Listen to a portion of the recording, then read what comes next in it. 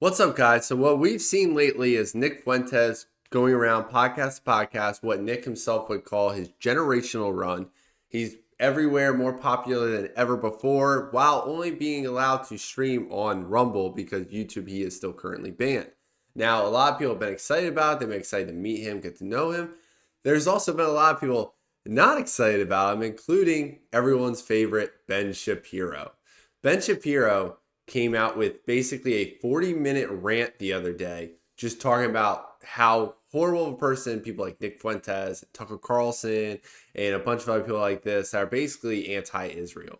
Now, we're going to go into just a small clip of his 40 minutes videos because, let's face it, nobody wants to listen to Ben Shapiro talk for 40 straight minutes. That sounds like a nightmare. So we're going to take a little clip here, and then we're going to see Nick Fuentes' response, and it's just so great. So make sure you like, subscribe, comment down below, and let's get started with Ben. Because, like the Democratic Party, the Republican Party is being eaten by its radicals. Many in the political class are too cowardly to stand up. Apparently, they're willing to play footsie with Groypers and hug Tucker Carlson out of fear of somehow losing support. They've been bamboozled by the lies of the X algorithm and the TikTok metrics. The left followed its radicals to electoral hell. Apparently, many on the right wish to do the same. Forget the morality then for just a moment. Let's be pragmatic. Here is the thing.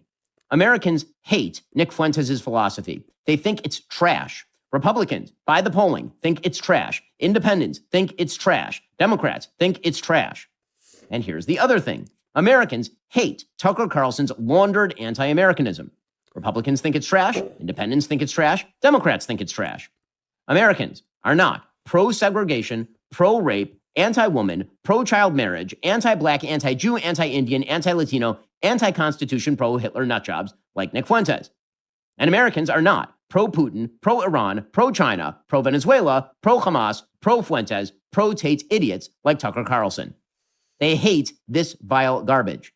If Republicans decide to cower before the likes of neo-Nazis and their propagandizers, they deserve to lose. And they will lose. Neo-Nazis and their propagandizers are not Republicans. They are not America First. They are not MAGA. They sure as hell aren't conservative. These people aren't to my right. They are not attached in any way to the fundamental principles of conservatism. And these people have already declared themselves to be my enemies. I'd be a fool not to take them seriously. If they get their way, they will hollow out the Republican Party, lead it to electoral catastrophe, and empty it and the country of any semblance of decency in the process.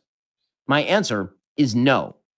So you can tell he's definitely worried about Nick Fuentes' influence now more than ever. Before, he would kind of just pretend like he doesn't exist. He would widely ignore him because it was a lot easier back then too. If he was only streaming on Rumble, or those few years when he had his own website that a lot of people didn't even try to go to. It was easy to ignore then. Now, not so much. And now you can see Ben Shapiro is scared. I think what's funny too is if you really think about it, they probably do agree on a good bit of stuff when it comes to their political views. You know, they're both anti-illegal immigration. They both have a lot of the same views as the Republican Party in general. There's only a very few things to separate them, but yet they are at war with each other, and they have been for years. It's so funny. I think the biggest thing is I genuinely don't think Ben Shapiro would be talking about this so much as if it wasn't for the fact that this anti-Israel movement has been growing so largely. And before, it was just Nick, right? And then Candace started jumping on. Then Tucker started jumping on. Dave Smith's kind of been on it for a while. A lot of prominent people are like, what is going on here? This seems like too much. Why are we funding this? Why are they able to do whatever the hell they want? And Ben Shapiro doesn't like that. Ben Shapiro is Israel first, not America first. He has said it himself. He likes supporting America because they support Israel. That's his home. And for some reason, he chooses to live here instead of Israel. Doesn't make any sense. And he's attacking anyone that goes against him. I'm pretty sure him and Tucker used to be friends, but I guess clearly not anymore just because he's not supportive of Israel anymore. Funny how that works out, right? That's all it takes for Ben Shapiro to go against them. Here we have Nick Fuentes responding. I have a couple clips of him talking about Ben Shapiro. So here is the first one. And then we'll talk about Ben Shapiro's video about me this afternoon.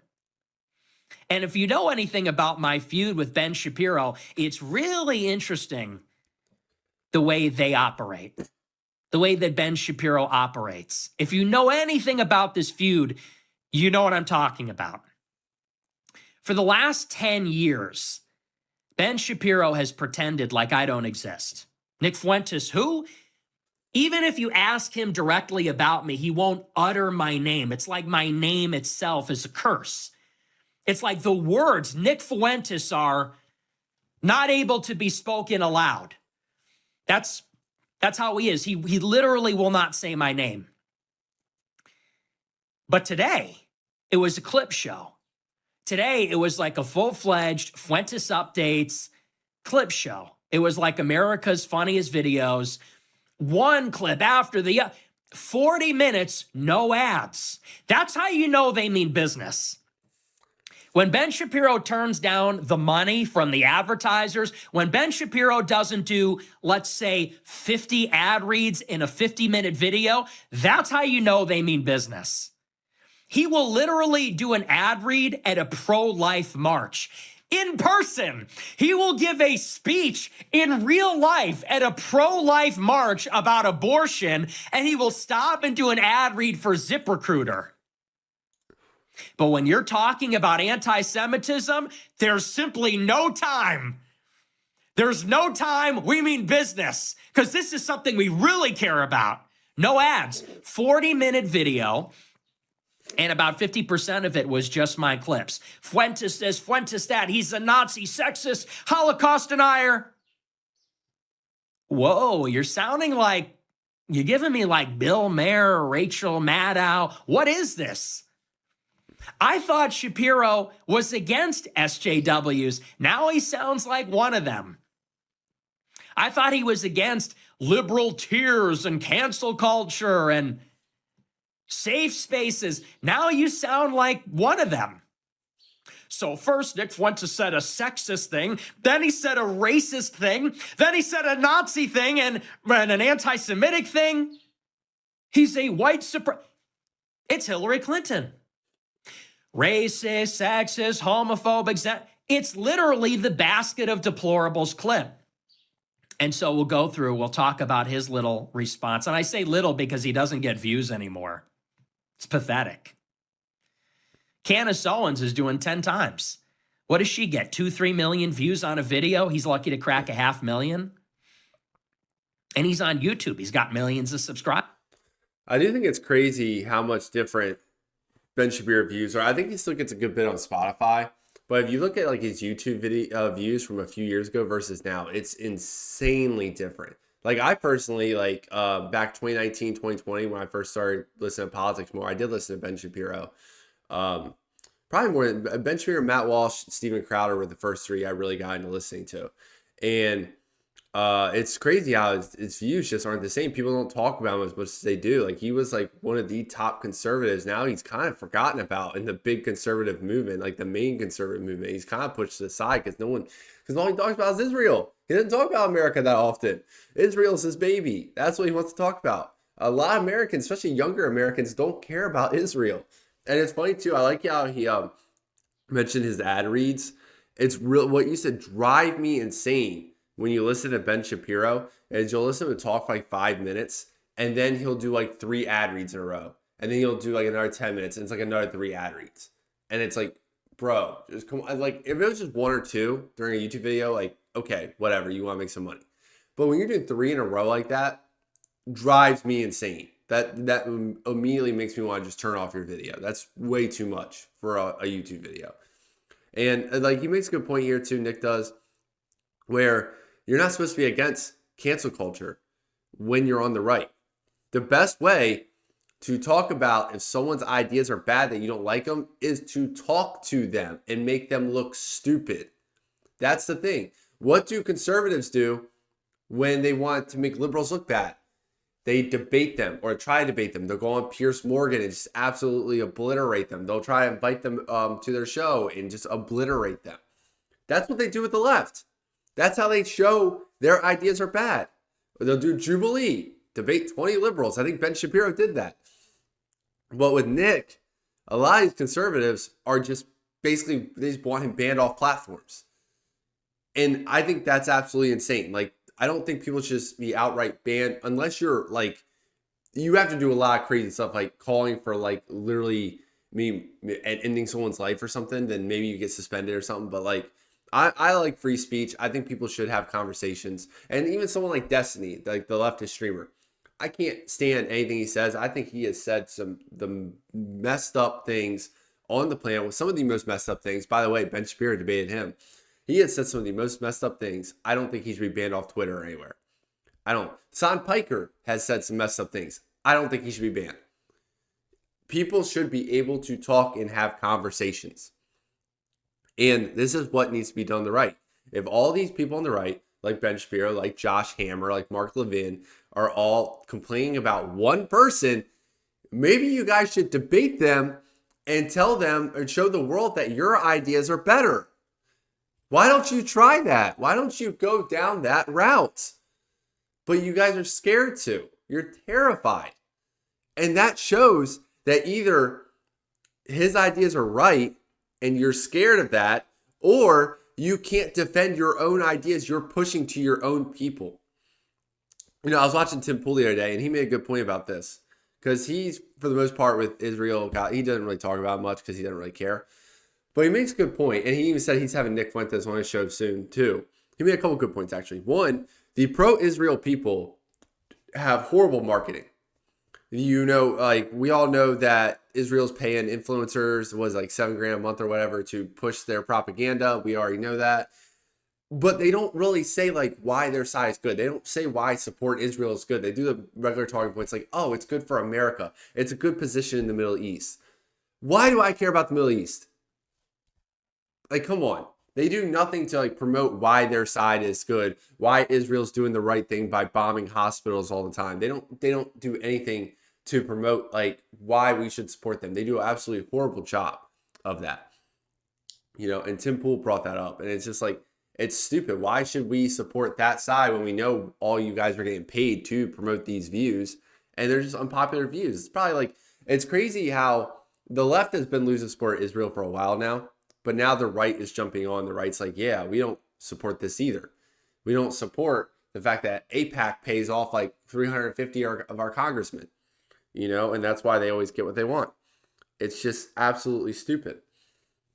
And another thing Tim Pool said, I think it was interesting too, is that he'll bring on straight like communists. He'll bring on the worst leftists of the leftists on his show that have said the most vile things, and nobody on the right complains.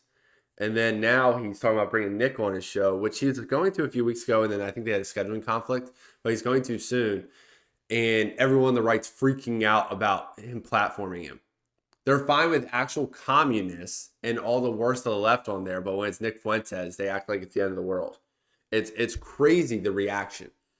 And it's like, you will never get people to agree your side is better by censoring the other side. We learned this during the pandemic. We learned this when YouTube was censoring conservatives. This will never work. It never has, never will. And conservatives used to be against censorship. Now they're for it when it comes to one specific person. Funny how that works out, right? I got another clip here of Nick Fuentes calling out, talking about Ben Shapiro in his super chats. Groy Bourbon 007 sent $50. Hey Ben, keep Nick Fuentes' name out your mouth. You're irrelevant now. Love you, Nick, less than 3. Well, and he should debate me. If he feels so strongly, then debate me. He won't. He knows he won't. You know he won't. I know he won't. Come and debate me then. I have 55,000 live viewers. How many live viewers do you get?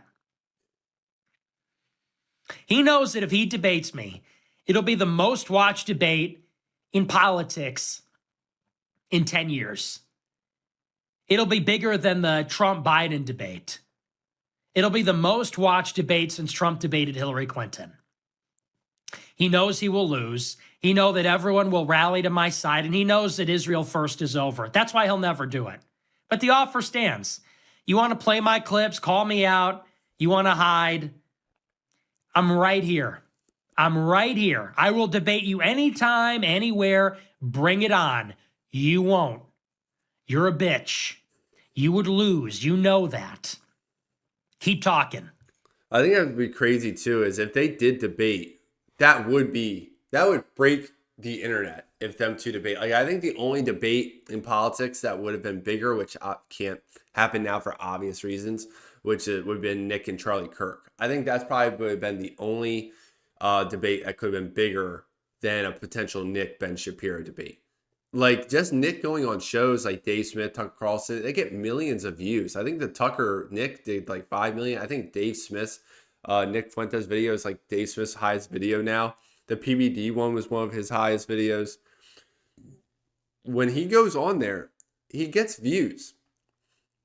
And I think Nick is right here. I think Ben won't have him on because I think he would lose the debate. I think he's scared of losing the debate. I think he's scared of losing support. I think he's just scared of all of it. And maybe he's scared of losing money the most. I don't know. You know, I don't want to mention those stereotypes, but, you know, Ben Shapiro does a lot of ad reads, so he does care about the money a lot.